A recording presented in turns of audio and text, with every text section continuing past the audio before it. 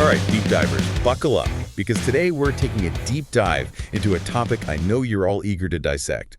What does Trump's victory mean for Mexico? We've got two expert analyses on Mexican politics to unpack, and trust me, these experts don't hold back. Exactly. And they cover a lot of ground. We're talking potential impacts on the economy, security, even the judicial system. It's fascinating how these experts connect all these dots. And one thing that really jumped out at me was the whole surprise factor surrounding this election. Oh, yeah. Remember all those predictions about Trump taking the whole card? Right. And, well, he did exactly like they said he would. Those battleground states, gone. It was pretty remarkable to see it unfold. Absolutely. And you can't ignore the fact that two of Trump's biggest campaign issues were, well, all about Mexico, right? Immigration and fentanyl, you mean? Yeah, those two. And that makes understanding this U.S.-Mexico relationship even more crucial. For sure. And speaking of Trump, the experts get into his, let's say, his unique personality. Oh, they definitely do. And they point out how, even though his campaign felt like a constant shouting match, his victory speech tried for, well, a more unifying tone, I guess. You think it's a real change of heart? I'm not totally convinced. Yeah, I hear you. But the experts suggest that maybe, just maybe, his focus will shift away from all the ideology stuff and towards, actually getting things done. So less talk, more action.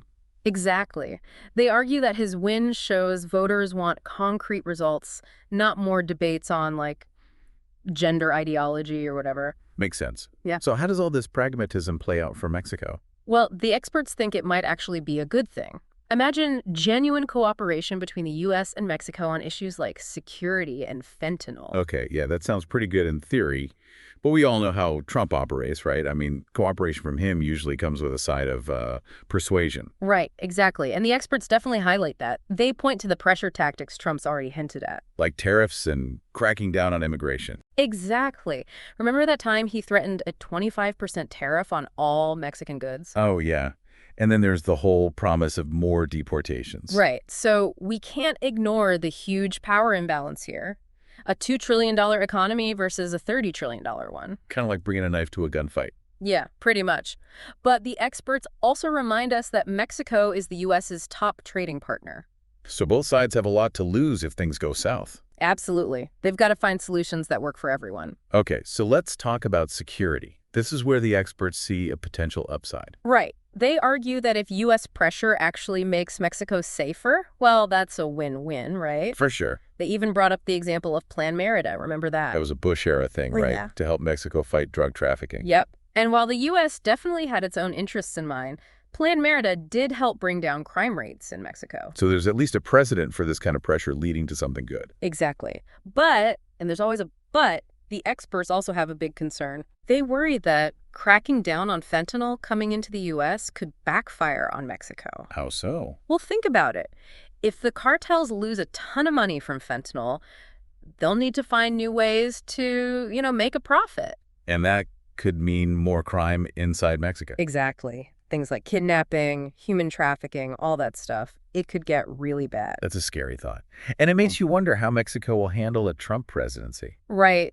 The experts suggest that the Mexican government has, 2 months, tops, to figure out their strategy. What are they going to do? How are they going to respond to all this pressure from the U.S.? That's the million-dollar question, isn't it? And then there's the whole issue of Mexico's recent judicial reforms. Oh, right. Those were pretty controversial. Yeah, and the experts point out that those reforms could make American businesses worried about, well, whether Mexican courts are actually independent. Which could then impact trade. Exactly. So yeah, it's complicated, a whole other layer of complexity to think about. We've covered so much already. Trump's surprise win, potential economic chaos, security concerns. But before we go any further, the experts leave us with a big question to ponder. It's a big one, they ask. Does Trump's win mean we need a total reset of the U.S.-Mexico relationship? Or is it, more complicated than that? That's a really good question. And honestly, it's something we should all be thinking about as we watch how things unfold. Absolutely. And one thing the experts emphasize is that this isn't just some abstract political debate, Right. This has real-world consequences for real people. Exactly. We're talking about the lives of millions of people on both sides of the border. It's not a game. Not at all. And the experts highlight that the U.S.-Mexico relationship is shaped by so many factors: history, economics, culture, security. It's like a giant puzzle. Yes, and you can't just look at one piece. You need to see how it all fits together. And that's where these expert analyses are so helpful. They give us that bigger picture. For sure. And one piece of that puzzle, one thing the experts talk about, is how the U.S. tends to view Mexico. Okay, interesting. What do they say about that? Well, they point out that the U.S. often sees Mexico through the lens of, how it affects them. Immigration, drug trafficking, economic competition. So it's all about the U.S.'s own interests. It's not always intentional, but yeah, it reflects that power imbalance.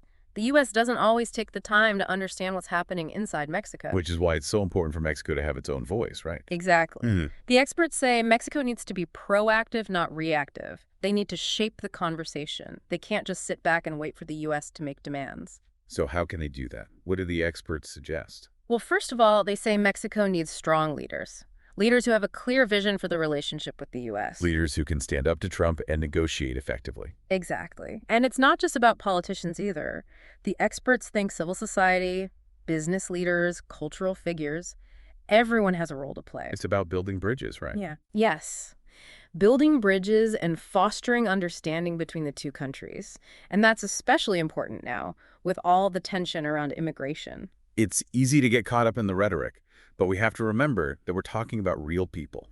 Right. And the experts remind us that most Mexicans living in the U.S. are hardworking people who contribute a lot to the country. They're our neighbors, our colleagues, our friends. Exactly. And yet, they're often demonized and blamed for all sorts of problems. Which is why it's so important to challenge those stereotypes and highlight the positive things they bring. Tell their stories, show their resilience and creativity, shift the conversation from fear to understanding. Yeah, I love that.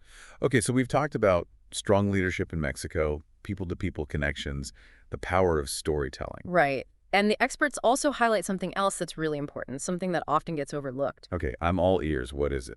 They argue that Mexico needs to invest in itself, strengthen its own institutions. So it can be a more equal partner with the U.S. Exactly. Investing in education, infrastructure, economic opportunities within Mexico. It benefits everyone in the long run. Exactly. It's a long-term strategy that takes vision and commitment. It's about playing the long game. Yes. And that brings us to the experts' final point, which is probably the most challenging one. Okay, lay it on me. They believe that Mexico needs to figure out a way to engage with the U.S. on its own terms, without compromising its values or its independence.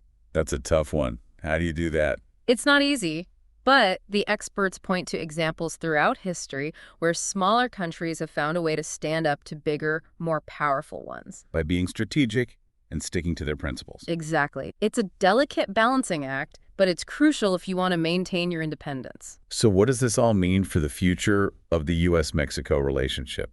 The experts offer a picture that's both complex and hopeful. They acknowledge the challenges, especially with Trump back in charge. But they also see opportunities for Mexico. Opportunities to assert itself and build a more balanced relationship with the U.S. Right.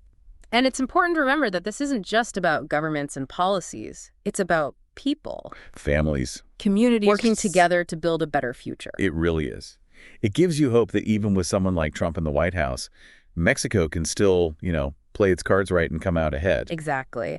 And the experts remind us this whole thing, this relationship, it's not just about, politics and policies. It's about people. Yeah, families, communities. We can't let fear win, right? Yeah. We got to build bridges, not walls. 100%. And you know what? The experts made a really interesting point. They said the U.S.-Mexico relationship, it's kind of like a microcosm of all these big global challenges we're facing. Like, what do you mean?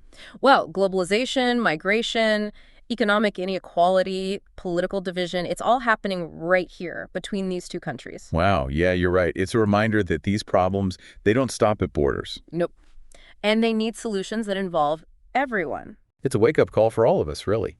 We're all connected. We got to work together to make things better. And that's where you come in, dear listener. The experts, they urge us to stay informed, to talk to each other, to support things that, help bring Mexico and the U.S. closer.